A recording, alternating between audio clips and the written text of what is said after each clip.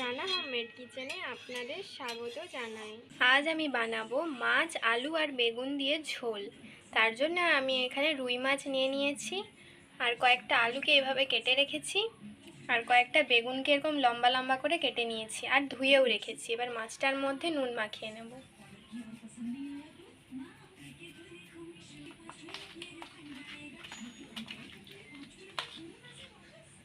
আর আলুগুলোর মধ্যেও নুন মাখিয়ে নেব, আর বেগুনগুলো।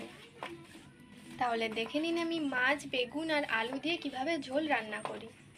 আর আমি আগে থেকেই কড়া বসিয়ে তেল গরম করতে দিয়ে দিয়েছিলাম। তেলটা গরম হয়ে গেছে, এবার আমি মাছের মধ্যে হলুদ মাখিয়ে নেব।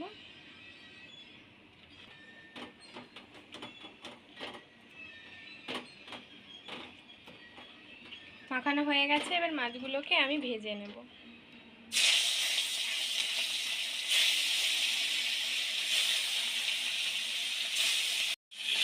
এক পাশটা ভাজা হয়ে গেছে, আরেক পাশটা উল্টে দেবো।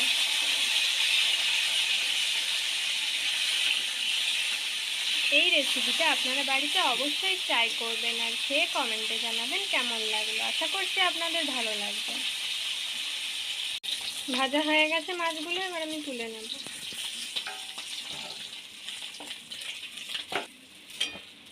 এবার ওই তেলের মধ্যে আমি আলুগুলো ভেজে নেব।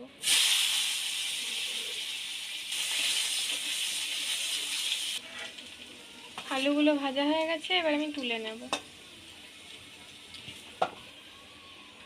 এবার ওই তেলের মধ্যে কেটে রাখা বেগুনগুলো ভেজে নেব।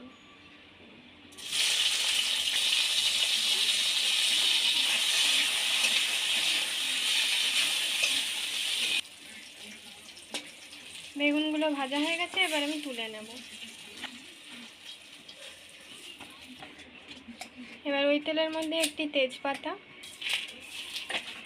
আর আমি আগে থেকে একটি এলাচ, একটি ডালচিনি আর একটি লবঙ্গ ছিঁচে রেখেছিলাম, ওটা দিয়ে দেব। লবঙ্গ, এলাচ আর ডালচিনিটা ভাজা হয়ে গেছে, আর আমি আগে থেকে একটি বড় সাইজের পেঁয়াজকে আধ বাটা করে বেটে রেখেছিলাম, এবার ওটা দিয়ে দেব। হালকা নেড়ে নেব।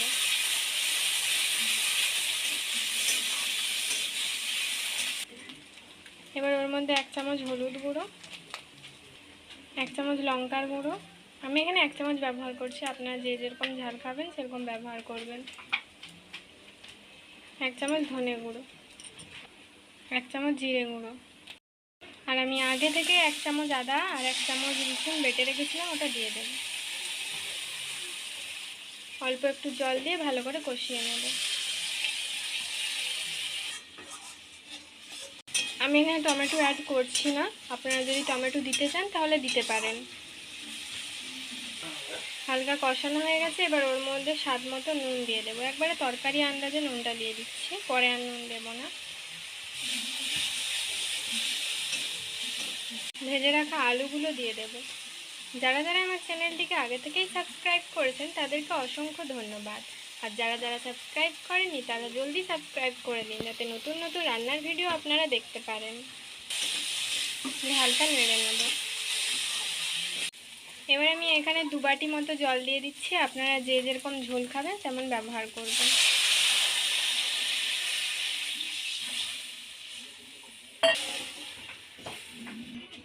আলুটা একটু সেদ্ধ হবে, তার জন্য আমি ঢাকা দিয়ে দিচ্ছি।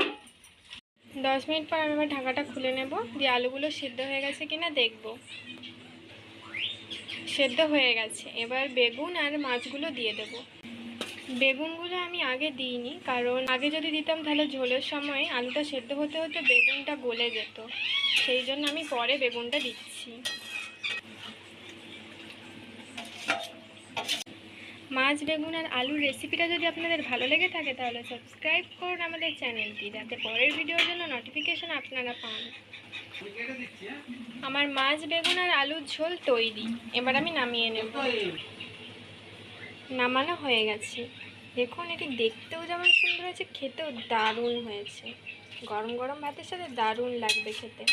তো ভালো থাকবেন, সুস্থ থাকবেন, টাটা।